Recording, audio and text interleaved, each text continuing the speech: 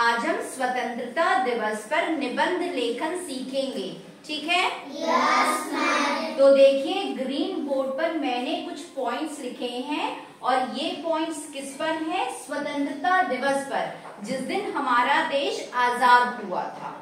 तो आज हम इस विषय पर निबंध लिखना सीखेंगे। निबंध आप दो तरह से लिख सकते हो, या तो अनुच्छेद में या फिर पॉइंट वाइज आप लिख सकते हो। और निबंध में होता क्या है, हम अपने विचार निबंध में व्यक्त करते हैं, जो हम उस विषय के बारे में सोचते हैं उस पर। और निबंध में एक शब्दों की सीमा होती है कि आपको इतने शब्दों में अपनी बात कहनी है। तो यहाँ पर मैंने स्वतंत्रता दिवस पर पॉइंट में निबंध लिखा है और यहाँ पर टोटल 8 पॉइंट्स हैं। तो मैं एक एक पॉइंट्स पढ़ती जाती हूँ और मैं आपको बताती जाऊंगी। पहला पॉइंट क्या है? 15 अगस्त 1947 को हमारा देश अंग्रेजों से आजाद हुआ था। तो हमारा देश किस दिन अंग्रेजों से आजाद हुआ था? 15 अगस्त 1947 को। तो ये हमारे निबंध का पहला पॉइंट है, ठीक है? ये स्वतंत्रता दिवस का मतलब है। आपको पता होना चाहिए कि ये दिवस हम क्यों मनाते हैं, ठीक है? क्योंकि बहुत सालों की गुलामी के बाद इस दिन हम आजाद हुए थे। यह दिन प्रत्येक भारतीय के लिए गौरव का दिन है। और यह दिन कैसा है? भारतीयों के लिए गौरव का दिन है, क्योंकि हमें खुद पर गर्व होता है कि हम अंग्रेजों की गुलामी से आजाद हो गए। तीसरा पॉइंट क्या है? स्वतंत्रता दिवस को राष्ट्रीय त्योहार के रूप में मनाया जाता है। और देखिए स्वतंत्रता दिवस का महत्व इतना ज्यादा है कि हम इसको राष्ट्रीय पर्व के रूप में मनाते हैं। ऐसे तो आपके बहुत सारे त्योहार हैं, होली है, दिवाली है, रक्षाबंधन है, लेकिन 3 आपके राष्ट्रीय पर्व हैं, ठीक है? एक स्वतंत्रता दिवस, एक गणतंत्र दिवस 26 जनवरी और एक गांधी जयंती। तो स्वतंत्रता दिवस यानी कि 15 अगस्त हमारा राष्ट्रीय पर्व है।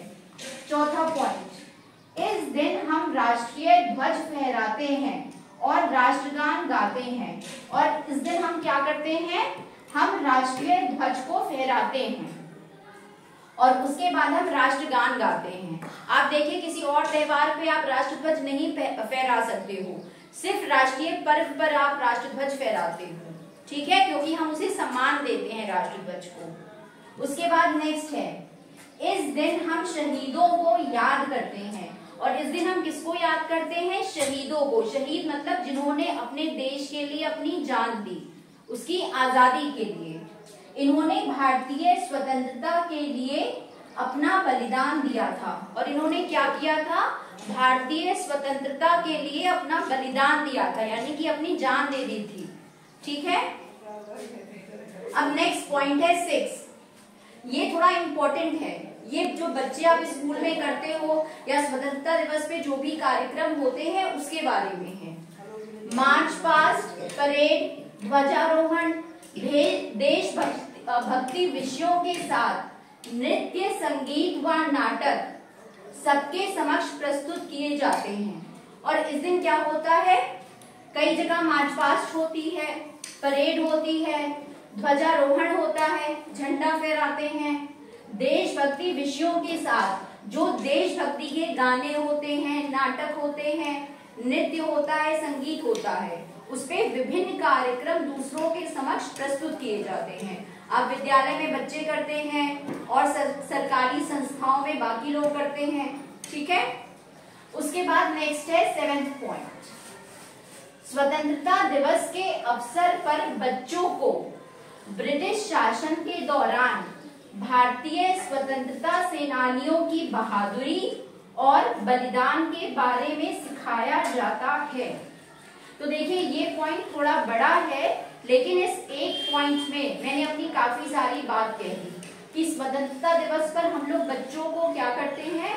जिन लोगों ने देश के लिए अपना बलिदान दिया था, जैसे महात्मा गांधी, जवाहरलाल नेहरू या बाकी जैसे और भी लोग हैं स्वतंत्रता सेनानी, ठीक है? उनके बारे में हम बच्चों को जानकारी देते हैं।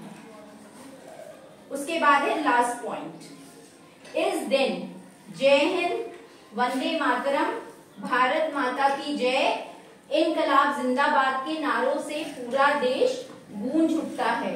और इस दिन क्या होता है, हर जगह ये नारे लगाए जाते हैं। कौन कौन से? जय हिंद, वंदे मातरम, भारत माता की जय, इनकलाब जिंदाबाद के नारे। ठीक है, सब बच्चों को समझ में आया निबंध? Yes ma'am. ठीक है, आप चाहो तो ये पॉइंट्स लिख सकते हो और आप चाहो तो अपने सोच कर कुछ और पॉइंट्स भी ऐड कर सकते हो। तो सभी बच्चे इसको अपनी नोटबुक्स में नोट कर लीजिए, फिर इसके आगे मैं आपको और बताऊंगी।